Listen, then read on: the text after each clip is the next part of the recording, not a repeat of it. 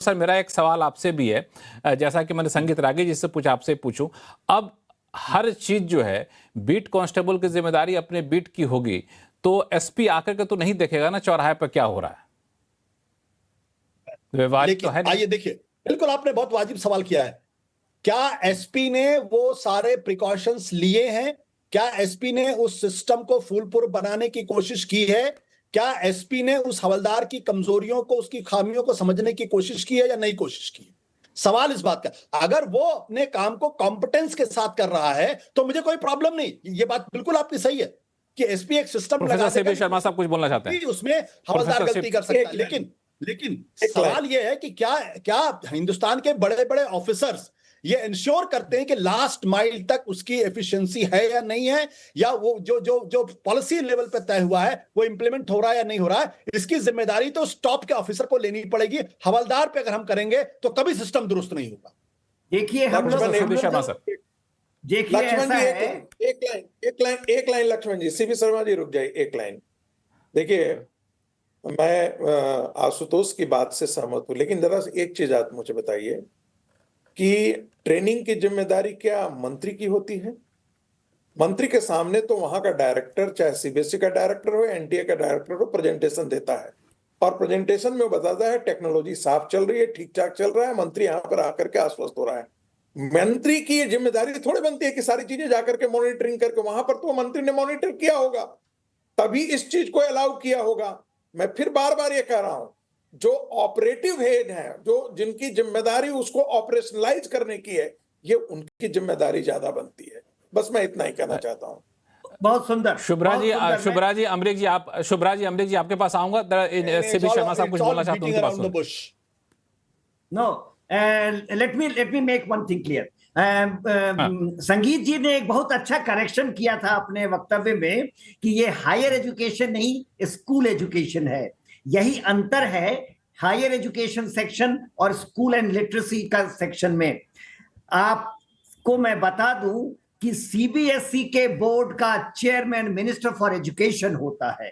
University के board of management या syndicate का हेड मंत्री नहीं होते हैं, इसलिए उनकी जिम्मेवारी नहीं होती है। थोड़े समय पहले जब रेगुलेशन 2026 यूजीसी ने रिलीज किया था तो उसकी जिम्मेवारी यूजीसी पर थी, क्योंकि वो स्टैट्यूटरी ऑटोनोमस बॉडी है।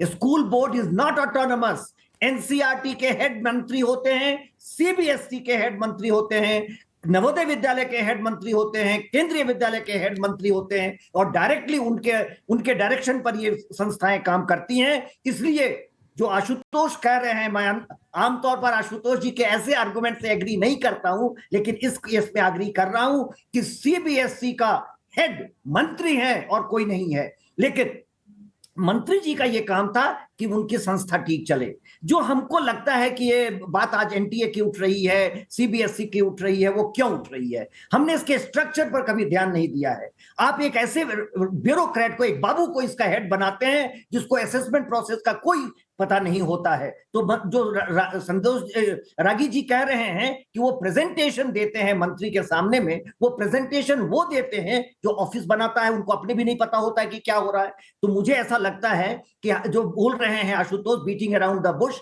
आशुतोष जी, जब तक एक प्रोफेशनल जो असेसमेंट प्रोसेस नहीं समझता है उसको आप हेड बनाए रखेंगे, एनटीए का या सीबीएसई का, ये होता ही रहेगा। आपको इसको एक प्रोफेशनल बॉडी बनाना पड़ेगा। और जो जहां तक बात आ रही है इतने बड़े नंबर का, बिल्कुल भारत को करना चाहिए। पता नहीं आप में से कितनों को पता है, 35 करोड़ बच्चे हमारे स्कूलों में हैं। अमेरिका की आबादी 34 करोड़ है। लोगों ने कोट किया है कि कनाडा ऐसा नहीं करता है, कनाडा पेपर पेंसिल करता है। अरे कनाडा की आबादी 3 करोड़ है। स्वीडन को कोट कर दिया गया कि वहां भी 2-2 एग्जामिनर जांचते हैं।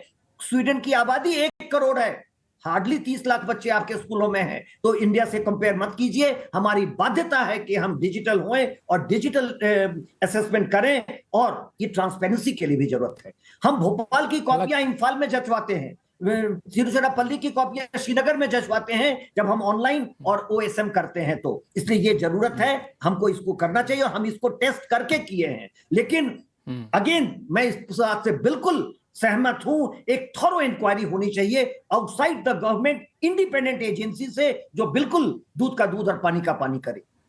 आप हर बार आशुतोष कहते हैं जी। सम हेड्स विल रोल, नो देखिए, हेड्स रोल, नेवर।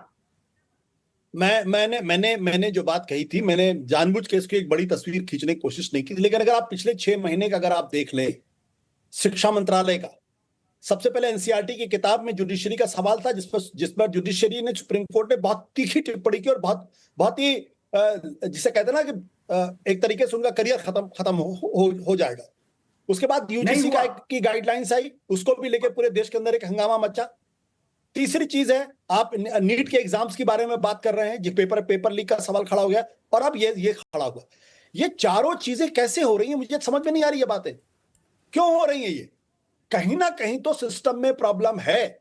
और अगर कोई मंत्री बना, मैं धर्मेंद्र जी को के बारे में कोई बात नहीं कर रहा, मैं कह रहा हूं कि किसी ना किसी को तो ये पता करना पड़ेगा कि भाई ये शिक्षा मंत्रालय में आखिर हो क्या रहा है, क्यों हो रहा है, संगीत रागे जी, कारण क्या है। 15 सेकंड में फिर मुझे और ब्रेक अगर पे मान जाना होगा, लीजिए फिर आप शुभ्रा अमरीक जी के पास आप जाऊंगा। सीबीएसई के सिस्टम को लागू भी करना चाहते थे, क्या आपने इसको लागू करने के पहले ये इंश्योर कर लिया था कि इसमें ग्लिचेस नहीं होंगी? अगर इंश्योर कर लिया था तो ग्लिचेस क्यों हुई? अगर इंश्योर नहीं किया और तब अगर आपने लागू कर दिया, तब तो सीधे वो लोग जिम्मेदार हैं।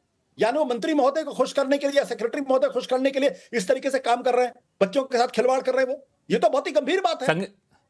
संगीत रागे जी जवाब देना चाहते हैं, 15 सेकंड संगीत जी, फिर ब्रेक पे जाना होगा। देखिए लक्ष्मण जी, मैं इससे इनकार नहीं करता कि जिम्मेदारी तय होनी चाहिए। मैं सीबीएसई को ज्यादा कटघरे में इसलिए खड़ा कर रहा हूं, और वेंडर दोनों को, कि जो सेंटर का आप चुनाव करते हैं, जहां पर आपको कंप्यूटर सिस्टम लगा हुआ है, सारी सिस्टम लगी हुई है, इसका चुनाव कौन करता है? तो सीबीएसई के लोग ही करते हैं ना, वही लोग करते हैं ना। उनकी ओवरसाइट कमेटी क्या करती है? अंधी है, बाहरी है, क्या है, अभी तक पता नहीं लगा है। और वाकई में इस बात से, आशुतोष की इस बात से सहमत हूं कि पिछले 6 महीने में एक भी परीक्षा ऐसी नहीं हो रही है जिसपे कुछ ना कुछ सवाल नहीं खड़े हो जा रहे हैं। तो ऐसी स्थिति में कहीं तो जिम्मेदारी तय हो। भाई आखिर कौन जिम्मेदार है? कौन नीट के लिए? अब रोज आप कह देंगे कि नहीं आगे जाकर के हम माफ कर देंगे, ये पैसा माफ कर देंगे, दोबारा नहीं। ये करने से क्या ये सब सारी चीजें धुल जाएंगी क्या? बिल्कुल नहीं धुलेंगी। जितने बच्चों को जितनी परेशानी होती है, वो समझना है, जब आप बाप बन करके देखेंगे तब आपको पता लगेगा कि हाँ क्या प्रॉब्लम है। क्योंकि इन लोगों को ये बात इस तक पहुंचता नहीं है। सबसे बड़ी चिंता वही है जो अभी आप कह रहे थे संगीत रागे सर, कि बच्चों के तरफ से आप जाके देखिए, बच्चा बन के देखिए, स्टूडेंट के दिलों में झांक के देखिए, उनके ऊपर क्या गुजर रही होगी।